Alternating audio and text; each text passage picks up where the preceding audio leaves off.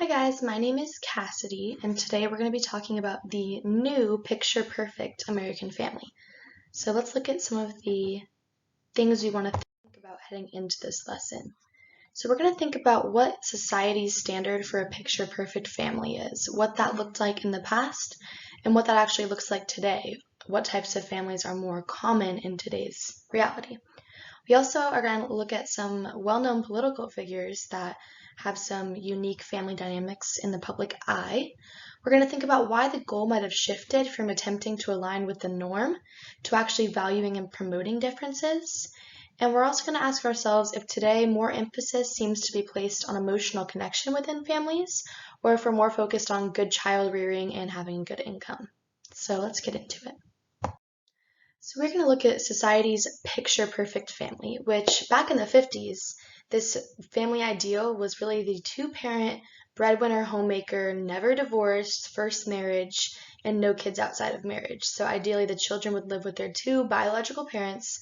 It was their first marriage. They were born after the marriage already happened, and usually the father was the breadwinner going out and working and making money, and the mother was the homemaker staying home, doing the chores, raising the children. So this situation with children living with their two married, first-time marriage biological parents really only actually applies to about 58% of children today. And so this ideal family, picture-perfect idea really comes with a lack of support for current day family structures, which include divorce and remarriage. We have teen pregnancy or pregnancy outside of marriage. We have LGBTQ plus families, and we have single parents as well as working mothers instead of them staying home as the homemaker. So all of these variety of families that exist today really aren't supported or included in this original definition of society's picture perfect family from back in the 50s. So when we're looking at common family structures today, the majority of them really do not align with this previous definition that society had of an ideal family.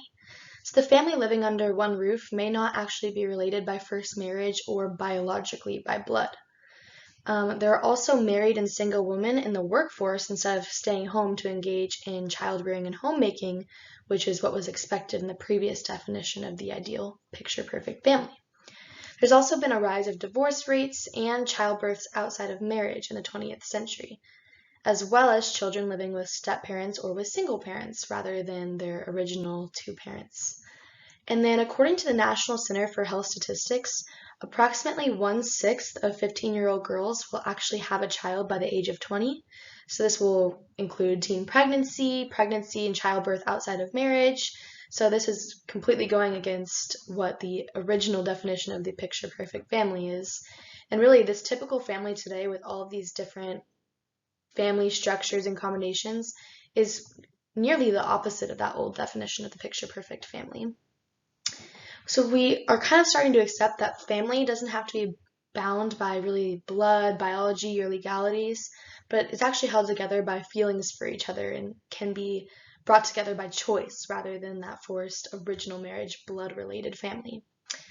So having this new family structure and accepting all these different diverse races, genders, sexual orientations is really a new thing that goes against that original definition of a picture perfect family. And I included some pictures here that just show the evolution of the American family and what is most common now and what is starting to become accepted. And you'll see same-sex families, you'll see single families. So there are so many different combinations out there. You see a step family with two sets of parents. So many different common family structures these days that are really completely breaking the norm of that old definition of picture perfect family from the 50s. So here we're looking at some different diverse political families that actually came out and really used their family connectedness to kind of run their whole political campaign. We have the McCains, who are a step family that was brought together after a divorce, and they actually have a child, an adopted daughter from Bangladesh. So that was different than the original main marriage, children inside birth. Children born inside marriage, excuse me. And then we have the Obamas. Barack Obama was very open about his biracial family background. He was born to a single mother and a very absent father. And his wife, Michelle, also had a very modest upbringing, and she turned this into a very powerful career herself, which was quite different from that norm of woman as the homemaker.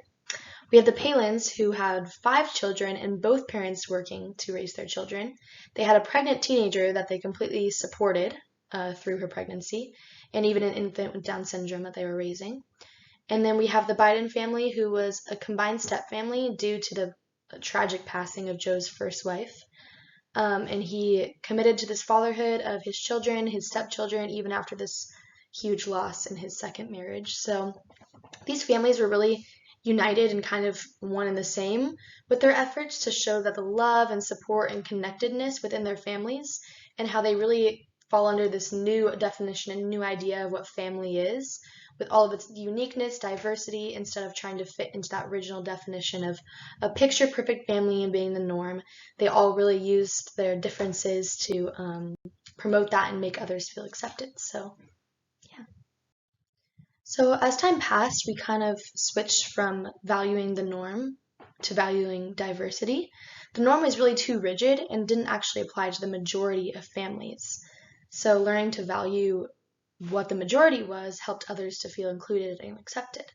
And sharing these stories of differences really helps to bring forward more diversity through people having newfound confidence and seeing others that were actually just like them in things like political campaigns. They were more confident in their own diversity and differences, seeing that people who we really respect and value have diversity themselves. This also helps different people who maybe don't experience as much diversity in their own family structure learn to accept that diversity in other families when they see it in these political or famous people that they really value and respect. So having these figures, these influential figures come out with their diversity really helps us see diversity in a new light and makes it a more widespread acceptance. But we are definitely still continuing to take more steps towards further acceptance of diversity, especially in the areas of race and gender. We still have much more growth to do, but the difference between back in the days of the rigid definition of a picture-perfect family and following that very generalized, basic, and not even that common structure in society was very closed off, and now we've grown so much today to accept so many different types of family structures. And as you can see in the background of this slide, it shows a variety of families, different same-sex parents, working parents, single parents, things that are becoming more and more accepted and valued in our society today, which is, I think, really awesome that we're not trying to label and fit into a norm anymore. So today there's really a new emphasis on emotional connection within a family. Families used to really strive for excellence and following the definition of a great family through having things like good income, usually through the father, and raising their children well, which is usually through the mother at home as the homemaker doing the child rearing. But today the focus has really switched to be more on emotional relations and closeness within a family. And we even saw this through those political figures really trying to talk about how their family was their rock, they supported them through everything, they were in this together. We see that through all kinds of social media and political figures and famous figures these days, everyone trying to really emphasize how close they are and connected they are with their families. And in a national survey in 2001 by the National Marriage Project, it was found that over 80% of women in their 20s agree with this statement, that it is more important to have a husband who can communicate about his deepest feelings than to have a husband who makes a good living. So this is really kind of a newfound idea where women are more concerned that their husband can communicate about how he feels and his connectedness to his wife and his family. This has become more important than making a good living to financially support the family. So that shows a really big change in how emotional connection has become so important and so big in families. So the new gold standard really truly is emotional closeness, communication within families, and openness, and just the personal satisfaction and feeling like your family is giving back to you and helping you grow and have a good life with your family. So this is very different from the old days when there were more practical concerns as the main determination of the goodness of a family, such as how much money you made and if your kids were working in the home and going to school and had good manners. Now it's so much more about that emotional connection and bonding in a family. So just to circle back to some of these thoughts we were thinking about ahead of time, now that we've talked about some of these things about what society's standard for a picture-perfect family is and how it was that original homemaker, breadwinner, original marriage, children born inside a first-time marriage, no divorce, and how that's really changed to fit more of the families that are common in reality today, which has step families and divorces, children born outside of marriage, same-sex families, and we have different political figures and famous people coming out and showing their unique and dynamic family structures. So we had the Obama family, the Palin and Biden, McCain families, all with their unique family structures and still showing that their family is close and doing well and respectable without needing to fit that original society's picture perfect and normal family. So we saw that the goal really did shift from aligning with the norm to valuing differences because we've been promoting differences and accepting them, and now people can see them as a good thing and they can relate to them because they don't feel as though they fit the norm either, and it brings about more acceptance for differences in families. And then lastly, we looked at more emphasis being placed on emotional connection in families rather than good child rearing and income. People are starting to value their connectedness and their emotional relations, their communication within their families, which is really important for the mental health and emotional and mental bonds between families. And it's much more relatable than trying to work on that perfect income and perfect behavior in raising your children. So now we are just going to check your understanding. Together we're going to go through a little mini quiz, just going through what we talked about through this lesson. So our first question is, what was the ideal family in the 50s? We have a family with 2 working parents, 2 first-time married parents, one is a breadwinner, usually the father, and one is a homemaker, the mother. A remarried stepfamily or a family with a child. And after everything we talked about, we can easily answer this one knowing that the original ideal family of the 50s was the 2 parents, one was working, one was a homemaker, and it was their first marriage, no divorce or remarriage. And then our next question is, what percentage of children today live in the ideal family structure defined in the 50s? Is it just 1%? Is it 99%, almost every family? Is it extremely low, back down to 8%, or is it about 58%? And if you remember from our lesson, we talked about how about 58% of children live in a family defined by that ideal picture-perfect family of the 50s today. So it would be T, 58%. And number 3, which of the following statements about common family structures today is untrue? So most families live under a roof with only their immediate biological relatives. Families living under one roof may often not be related by blood or first marriage. Family doesn't need to be bound by blood or legalities. And there is now more acceptance of diversity, of race, gender, and sexual orientation in family structures. So we know that today B, C, and D are becoming more accepted and more common and true. So the correct answer for this one, the statement that is untrue, is A, that most families living under a roof are only related by immediate biological blood. Let's head over to question 4. The typical family of the 21st century is blank, the old definition of a picture-perfect family. So is the typical family today the same as the old definition, slightly different than the old definition, nearly the opposite of the old definition of a picture-perfect family, or no different than? So after talking about everything, we saw that it is nearly the opposite of the old picture-perfect family with all the different diversity we've learned to accept in these typical 21st century families. Number 5, looking back over some of those political families we talked about, let's see if we remember which family had both spouses come from a modest upbringing or a single parent upbringing, but they ended up in a powerful career, both the husband and wife. Was it the Biden family, the Palin family, the McCain family, or the Obama family? If you remember when we discussed this, it was the Obama family. Barack Obama came from the single parent upbringing, and Michelle, his wife, had a modest upbringing as well, but she actually has a powerful career now as well. So that's the Obama family. And then which family had a pregnant teenage daughter? That was the Palin family, and they're supporting their daughter through that pregnancy, even though it was a teen pregnancy outside of marriage, which isn't usually the norm or the accepted back in the old picture-perfect family structure. All right, we have number 7. Which type of families do we need to work on furthering our acceptance of? We have A, the norm, the original picture-perfect family, B, same-sex relationship families, C, nuclear families, and D, first marriage families. The correct answer is B, same-sex relationship families, because that is a more recently diverse and accepted family structure that we still need to work on spreading the acceptance of, whereas A, C, and D all kind of go along with that original and old-fashioned definition of the normal and picture-perfect family. So the correct answer there is B. Number 8, which of the following is not a reason we become more accepting of diversity? We have A, powerful figures represent diversity to us. B, we can relate to stories of diversity often. C, people we respect are showing us their diversity. Or D, we read a book that told us diversity isn't important. D is obviously the correct answer here. It is not a reason we become accepting of diversity, because if we read a book telling us it's not important, we're not going to learn to become accepting of it. But these other reasons of people we respect and powerful figures sharing their diversity and allowing us to relate to it helps us to become more accepting of diversity.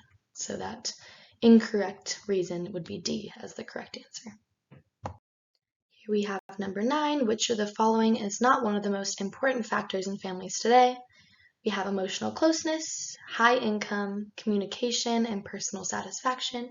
We talked about how emotional closeness as well as communication, that personal satisfaction and growth within your relationships are very important in families today, whereas high income has become less of an important factor, even with those statistics we had. So B is the correct answer. High income is not as an important factor in families today. And number 10, complete the following sentence. Over 80% of women in their 20s agree with the statement that it is more important to have a husband who can make a decent living, communicate about his deepest feelings, cook, clean, and raise the children instead of making money or play sports. And we remember from the lesson that the answer is B. It is important to have a husband who can communicate about his deepest feelings, as emotional closeness and communication of feelings has become so important today. That is the correct answer. And that is the end of our knowledge check, so great job, everyone. So now we just have a little activity we're going to do, and it's kind of talking about how diversity can bring us together, and it's going to be a little matching game. So everyone's going to grab a note card, and they're going to get with a partner. And then together, you're going to come up with an example or a scenario of diversity, and you're going to write that on one note card. And then on the other person's note card, you're going to write how this example or instance of diversity might bring people together and unite people. So you can get creative and come up with something, or you can use your own personal experience, your own family and its diversity. So then I have some examples here. You could do my friend's family is diverse because she has 2 dads, and then the other card could say this could bring people together by showing other girls that there are family structures like hers. Another girl with 2 dads might feel welcomed and accepted in her own diversity. Another example could be my parents both work very hard at 2 full-time jobs, but we still have family game nights and dinners together at least once a week, so people can see that they are more alike than different, and that families still love each other and make time for each other despite their busyness and their hard working of both parents. So those are some examples. And then what we're going to do, once you get together with your partner and come up with that idea, discuss it together, you're both happy with it, make your 2 matching cards, where everyone's going to turn in their cards. We're going to mix them all up, and then everyone will get 1 card. So we'll pass them back out, we'll mix them up, so hopefully you don't get your own, and then you're going to walk around and you're going to try and find the card that goes with your card.